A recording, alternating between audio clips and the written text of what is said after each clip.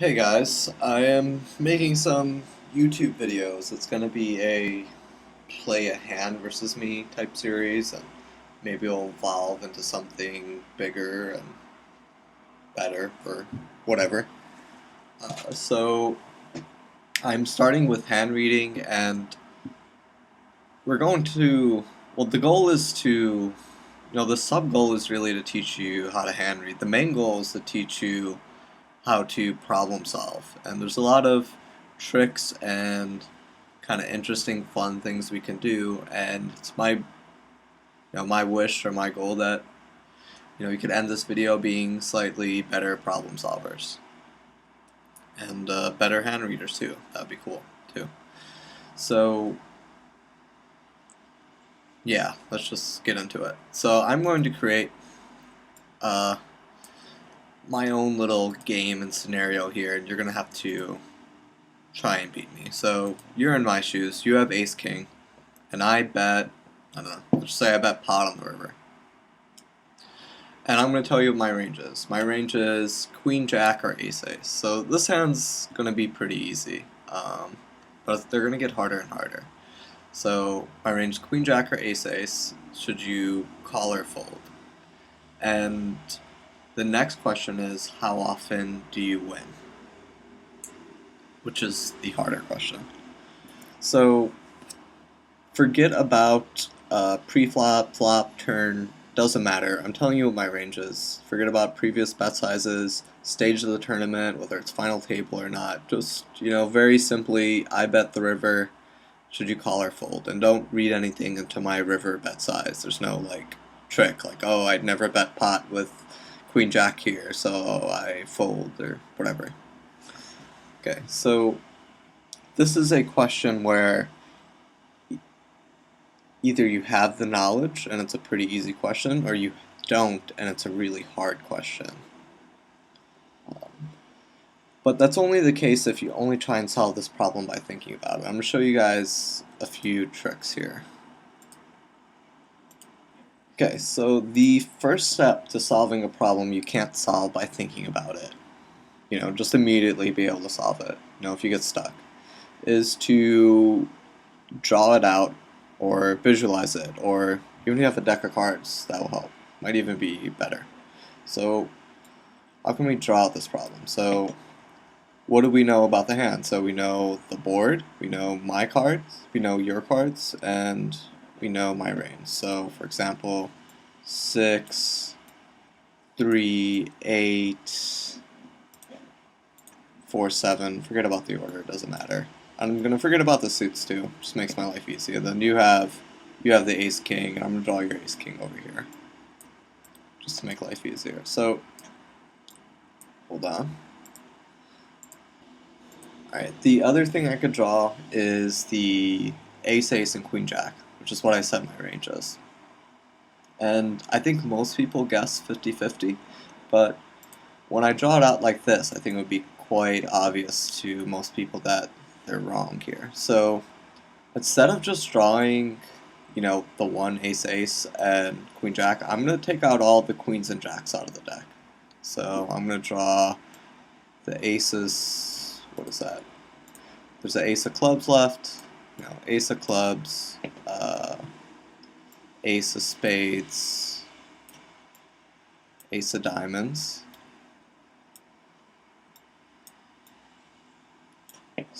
and then we'll draw all the queens. Queen, I'm going to draw the queens first, then choose the suits. Queen, queen, queen, jack, jack, jack, jack, and let's do spade, spade, club, club,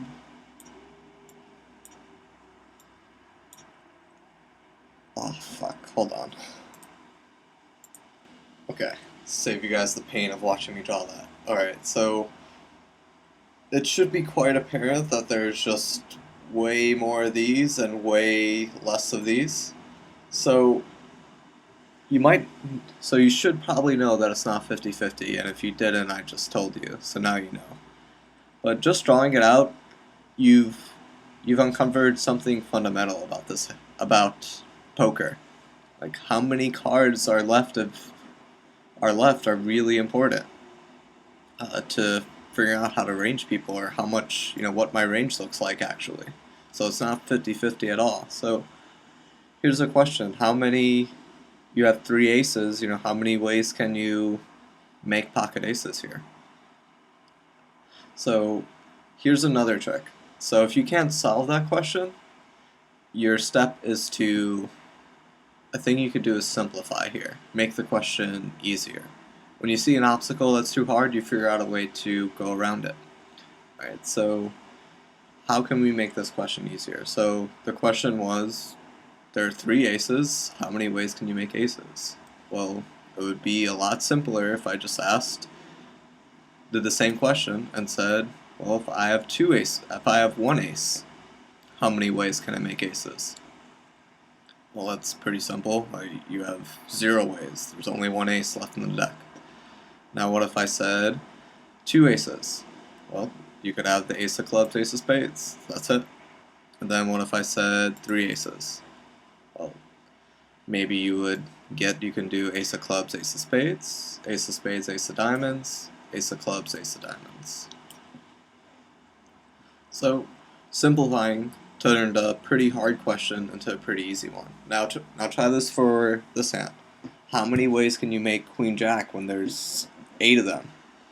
That's a pretty difficult question, but what if I said, there's only 2? Okay, so it's only one way. And now let me take off one jack if I can do that. Okay, so now there's 2 jacks. Well, now there's 1, 2.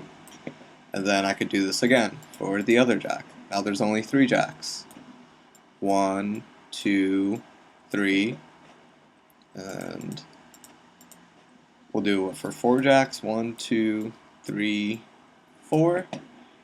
And I assume we could add all the queens in, and you guys will get the point. So 1, 2, 3, 4, and then you do it the same here. 1, 2, 3, 4. That's 8, and then another 4 for this one, 12.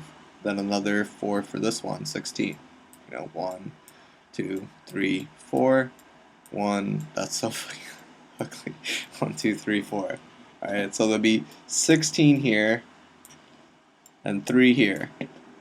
Okay, so there's 19 possible combos. If you add these up, 16 of the 19 are bluffs, and this is like just a divide sign, so 16 divided by 19 is 84.2% of the time. You'd win 84.2. Excuse my terrible handwriting. I'm trying to copy Salman Khan here. So the methods we use to solve this problem are drawing a figure, which we'll be using all the time. We'll always try and draw shit out if we can. 2 is simplifying, which is a method we will be using a ton. Assuming I make these videos, I don't know, pretty lazy. And the third one was there a third one? Fuck. Well, I think there was only 2. I think that was only 2. Yeah, I guess there was 2. Whatever. There's 2. There's more in other videos, but I guess there's only 2. So step 3, alright, we know all this, that's all good. Now we need to try and understand it better. So what this is called is combinatorics. It's a fancy word for just knowing how many combos of ace-ace there are and how many combos of queen-jack there are. Pretty simple. And there's some pretty simple rules for it. And I'll pull up my equally ugly looking thing. Nope, that's wrong. Where's my other notepad? It's an orange, so it makes it funner. Alright, so unpaired hands. all have 16 combos. So unpaired hands are like this queen jack over here. Maybe, that's an unpaired hand. It's not a pocket pair, and I'm not making any distinction between suited and not suited. I can't delete those. Fuck you. Okay, so 16 combos of an unpaired hand. So, ace king has 16 combos. 10-9 has 16 combos. If there's blockers to them, so let's say ace 7 on this board. Draw ugly ace and ugly 7. There are 3 7s left because there's one on the board, and 4 aces. So you just do 4 and 4 times 3. Yeah, it's a nice 3, and you get 12 combos. The next one is pocket pairs. So all pocket pairs, they start off with 6 combos. If there's one blocker, like in this scenario, because you had an ace, there's only 3 combos. If there's 2 blockers, so say, say the board is 4, 4, 8, 6, 2, and you want to know how many combos of pocket fours. Well, there's only 1. Okay. Suited hands, there are 4 combos: spades, clubs, hearts, diamonds. If there's 1 blocker, you can only have 3. So say this is 7 of spades, you can't have 7, 8 of spades if there's the spade already out. If there's 2 blockers, if there's a spade and a diamond here, you can't have 8, 7 of diamonds or 8, 7 of spades. If there's 3 blockers, you can only have 1, because you can't have, say there was another 7 here and it's a club. That's not a C. That's a C. Not a E. Say it's a club. Say it's a club. You can only have 7, 8 of spades. So 1 blocker. So pretty simple. So what we're going to do is create a game for you guys to practice. This is something you guys will have to learn how to do if you want to implement things you learned. So, if you're playing basketball and you want to improve your shot, it's pretty simple. Your coach gives you a tip of, maybe you tuck your elbow in or something, and then you just keep shooting 3s or 2s or whatever the fuck you're doing. You just keep shooting shots. If you learn stuff in poker, it's hard to kind of practice that away from the table. It's hard to figure out ways, but here are some ways, and you guys can kind of create your own after this. So I created a game. You have to decide whether to call or fold. I'm always going to have 40 combos of value. I keep one thing constant just to make life easy and simple. And if I have over 20 combos of bluffs or more, you should call. If I have less, you should fold. And I have a bunch of questions here, and I'll put a board. I'll put the hands I'm bluffing with, and you have to count the combos. If it's above 20, you call. If it's below 20, you fold.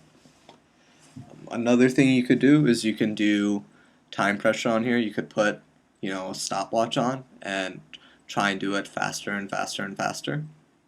And the faster you do it, obviously, the better. You're not going to have 2 minutes to count combos in a game. Alright, so we'll do the first one together, and then you guys can kind of do the rest on your own. So the board is this. This is a club, that's a heart, that's a spade, that's a diamond, that's a spade. And my bluffs are king jack and queen jack, call or fold. Alright, so you do how many combos of king jack? 4 king jacks, there's 4 kings, 4 jacks, that's 16. 4 queens, 4 jacks, that's another 16, so that would be 32. And you would call. Okay, so here's question 2, there's question 3, question 4. You guys can try those on your own. We're going to switch it up. Now we're switching it. I have 20 bluffs. If I have over 40 value bets, you fold. If I have under, you call. Okay, so here's the board. Notice there's some blockers here to the ace 9, king 9. Keep that in mind. There's blockers here to the ace king, blockers to the ace queen. So learn how to count those. So for the ace 9, there's only 2 9s left and 4 aces, so figure that out. So I did these for VBETs, and I just wrote VBETs or value bets. Now we're switching to just suited hands we're looking at. So if I have 20 bluffs or more, you call. Pretty simple. So, these are just suited hands.